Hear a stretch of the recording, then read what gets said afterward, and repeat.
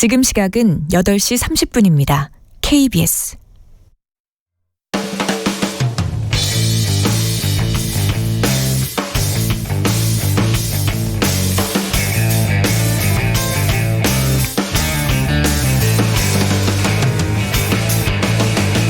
김경래의 최강 시사.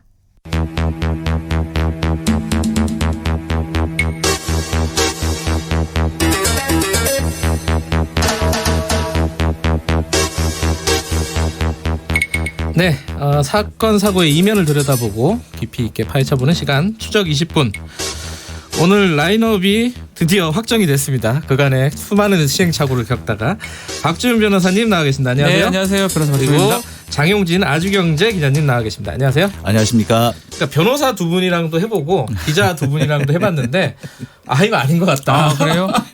이제 변호사 한 분과 기자 한 분이 하는 게 이게 조합이 맞겠다. 라는 걸로 일단 이제 뭐 의미 부여를 좀 해보고요. 기분은 좋네요. 라인은 그러니까. 확정됐다 그러니까. 예.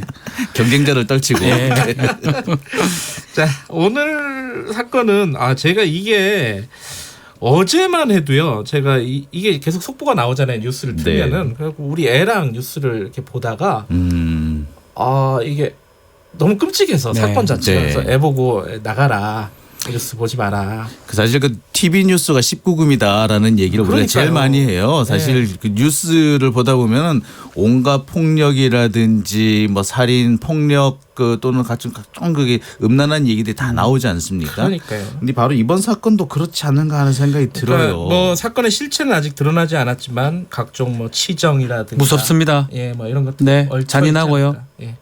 자, 이 모르시는 분들을 위해서 자, 제주도에서 발생한 살인 사건입니다, 그죠? 네, 그렇습니다. 장 기자님이 간단하게 좀 개요를 정리해 줄 수 있으신가요? 제주 동부경찰서가 지난 1일 전 남편을 살해한 혐의로 이 고 모 씨, 이게 36세에 되는 고 모 씨를 체포를 했습니다. 네. 이 고 씨는 경찰 조사에서 순순하게 살인 혐의를 인정을 했는데요. 지난달 25일 제주시 조천읍에 있는 한 펜션에서 전 남편 강 모 씨를 살해한 뒤에 시신을 유기한 것으로까지 이제 여기까지는 이제 자백을 했습니다. 네. 그리고 범행을 혼자 저질렀다라고 주장을 하고 있는데요. 이 강 씨하고 이 고 씨는 2년 전에 이혼을 한 사이였다고 해요. 강 씨가 이제 숨진 분. 남편이고요. 예. 그래도 두 사람은 이제 2년 전에 이혼을 했는데 둘 사이에는 아들이 한 명 있었던 것 같아요. 근데 이제 전 남편인 강 씨, 이제 숨진 강 씨가 아들을 자꾸 보여달라라고 하니까 또 이게 면접 교섭권이라는 게 있으니까. 근데 부인 고 씨가 계속 거절을 했었대요. 그러니까 양육권을 부인이 가져갔었거든요. 그렇죠. 예. 네. 근데 법원의 판결로 어쩔 수 없이 이제 아들을 보여주게 됐다고 합니다. 그 네. 2년 만에 처음 이제 숨진 강 씨가 아들을 만나는 날이었다고 그래요. 그래서 지난 25일 제주도에 처음 만나서 이 테마파크 같은 데 가서 같이 놀고 뭐 마트에서 물건을 사고 그다음에 이제 펜션으로 옮겨갔다고 합니다. 자, 그리고 난 다음에 아들은 아마 아마 외조부가 데리고 갔다고 하는데 그 뒤에 바로 이 강 씨, 전 남편 강 씨의 행방이 묘연해지고 있습니다. 경찰은 아마 25일 밤에서 27일 오전 사이에 숨지지 않았을까라고 생각하는데 어쨌거나 이 가해자, 이 범인 고 씨 같은 경우에는 27일 날 펜션을 나오게 되는데 커다란 여행 가방 2개를 들고 나왔다고 합니다. 그러니까 그 고 씨, 네. 여자 예. 지금 용의자죠. 잠깐만요. 근데 좀 뉴스를 보면서 제가 이상하다고 느꼈던 게 아까 순순히 본인의 범행을 자백을 했다고 했잖아요. 예. 근데 시신이 어디 갔는지 이런 걸 그렇죠. 몰라요 지금. 왜 자백을 했을까? 자백한 건 아마 두 가지 정도로 볼 수 있어요. 예. 흉기를 경찰이 발견했습니다. 아하. 여성의 차량하고 집 근처에서 예. 뭐 톱이라든지 이런 것들을 발견했고요. 그리고 루미놀 반응이라고 그 모텔에 시약 검사를 해보니까 비산절이라고 그럽니다. 피가 상당히 튀었는데 그거는 사람을 공격할 때 나는 반응입니다. 그 두 가지를 봤을 때 뭔가 가해를 했을 거로 보이고 여성이 그 당시에 CCTV에 모텔에 포착이 되기 때문에 네. 그 부분은 인정을 하는데 문제는 그렇다면 그 이후에 시신의 유기라든지 그 장면에 대해서는 얘기를 지금 안 하고 있거든요. 왔다 갔다 합니다.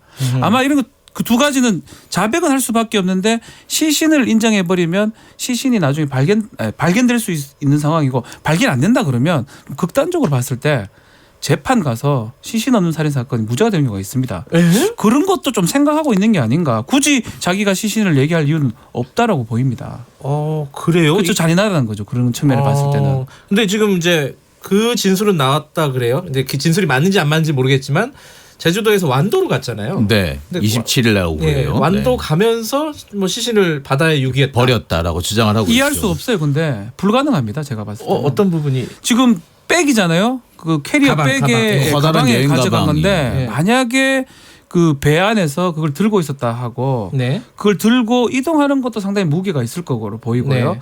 그 모든 어떤 시신을 뭐 훼손했을 수도 있지만 그걸 갖고 만약에 유기를 하는 장면이 있었다면 CCTV에 포착이 됐거나 봤던 사람이 있을 겁니다. 분명히. 근데 지금 그 용의자 이 고 씨는 본인이 거기서 유기했다고 하지만 네. 그 정도 했다고 말하는 증거는 사실 없어 보이거든요. 그냥 네. 하는 소리든지 아니면 그 중에 일부만 버렸을 가능성이 전 있지 않을까 생각이 듭니다.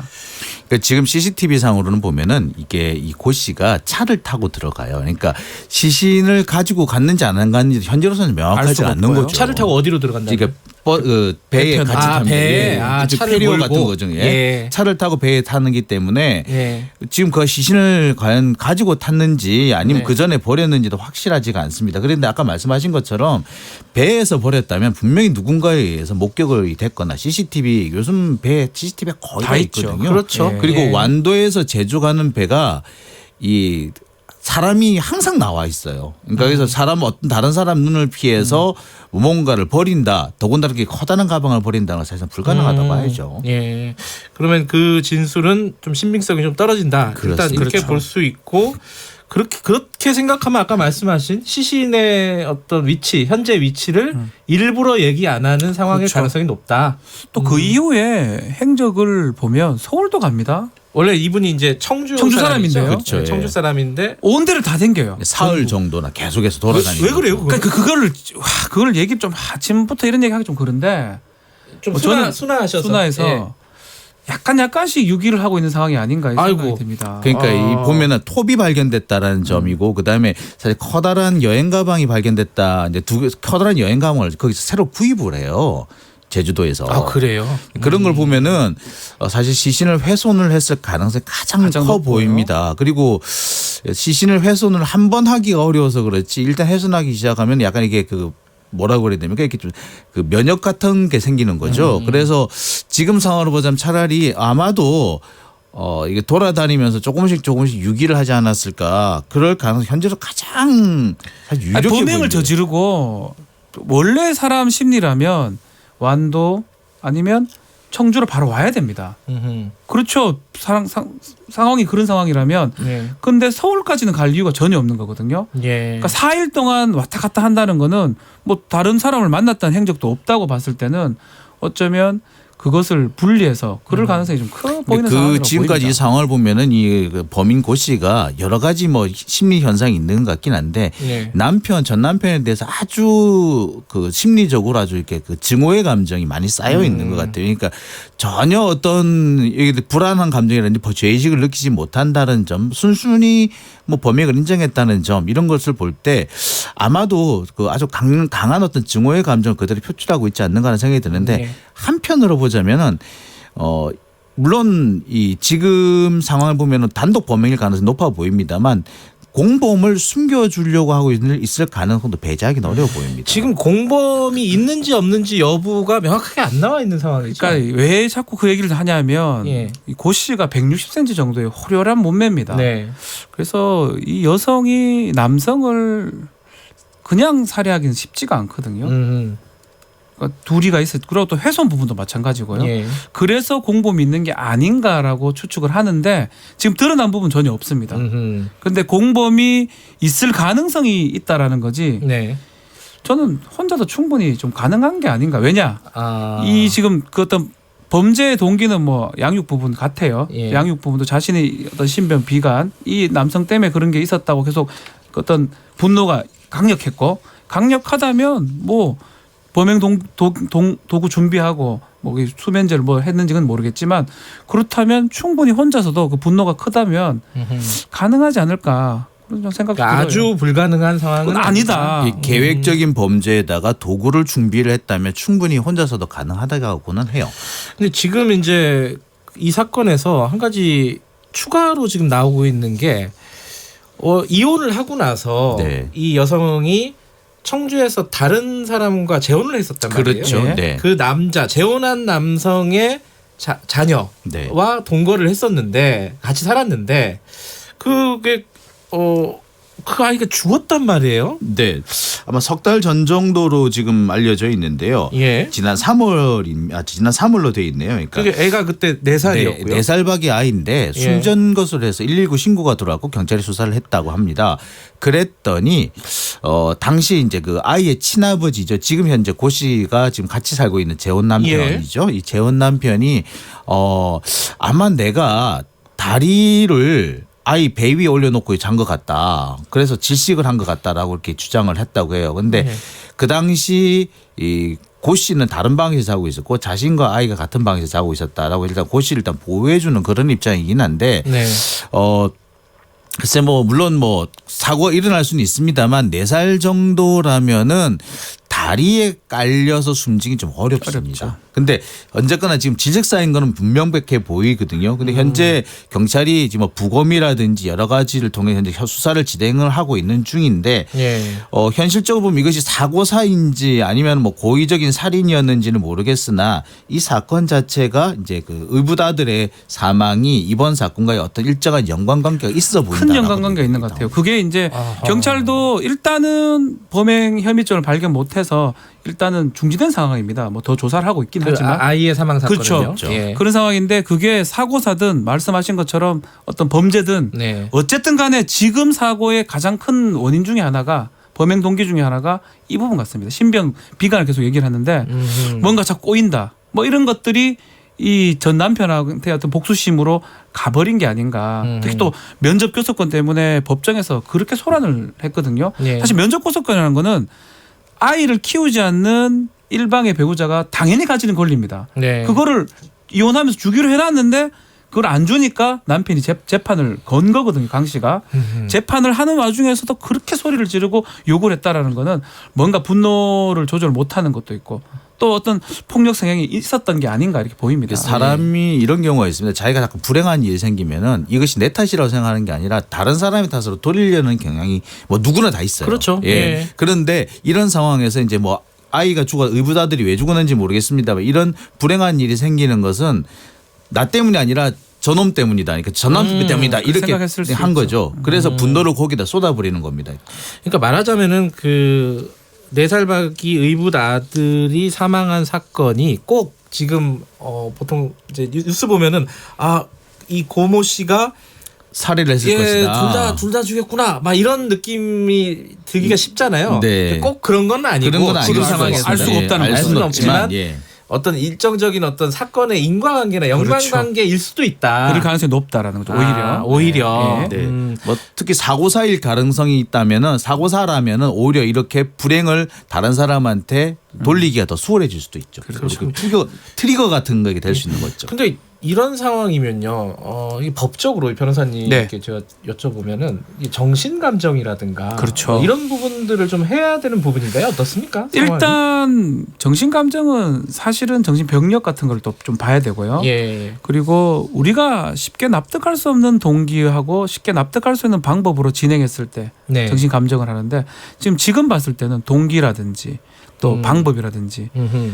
정말 잔인해서 정말 얘기하고 싶진 않지만 납득은 가능합니다. 그렇기 때문에 아하. 정신 감정 사항은 저는 아니라고 지금 보고요. 아 그래요? 예, 지금 행설 수사하는 것도 아니거든요. 범행 동기 인정하고 다만 시신의 유기 부분도 강에서 배에서 버렸다는 거잖아요. 네. 어느 정도 그렇게 얘기를 하고 있기 때문에 정신 감정하기에는 좀 쉽지 않다 그렇게 보입니다. 심신미약이라는 우리가 참 많이 썼는데 그렇게 심신미약의 범위를 넓혀보면은요 네. 모든 범죄자는 다 심신미약이에요. 그렇죠. 사실 제정상이 아닌 정상인 사람이라면 그렇죠. 범죄를 저지를 수가 없죠.